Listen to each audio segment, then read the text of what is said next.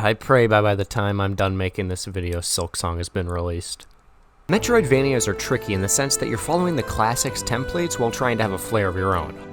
Hollow Knight sets itself apart by being an actual good game. You get no intro other than you're this guy and you fell down a hole, no instructions outside of the controls, you're free to just run around and kill things.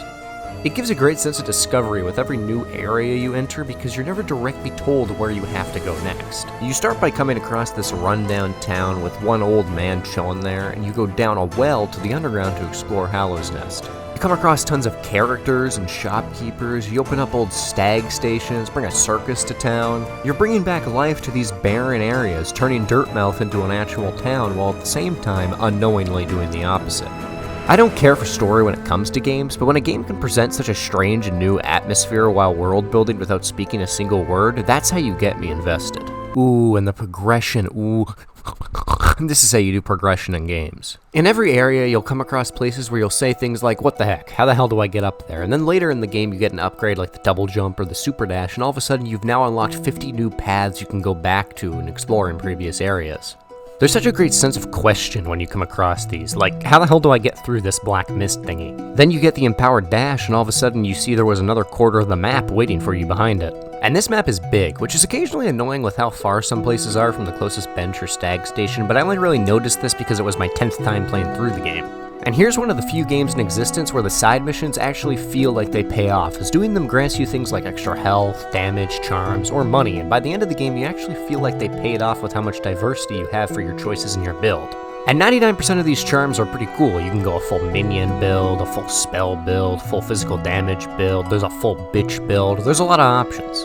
Each area has a few different bosses and mini-bosses who each have their own gimmicks to make them feel different from all the others. A couple of these guys are just annoying, but what really sets these bosses apart for me is that soundtrack.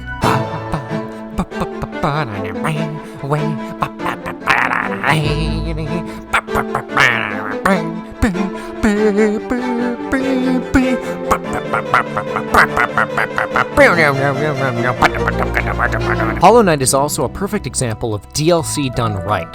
Hidden Dreams, Grim Troop, Lifeblood, Godmaster, also perfectly blended into the base game that you wouldn't even notice that any of this was added after release, with each adding hours of playtime on quests that each set themselves apart as completely different from one another. And they're all free.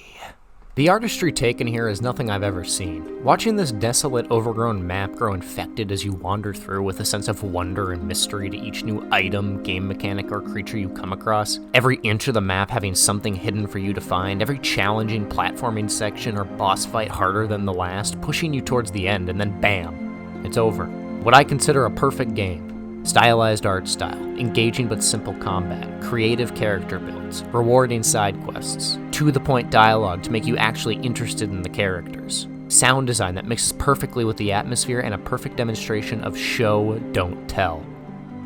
A game that cost $15, worth more than most $60 games today.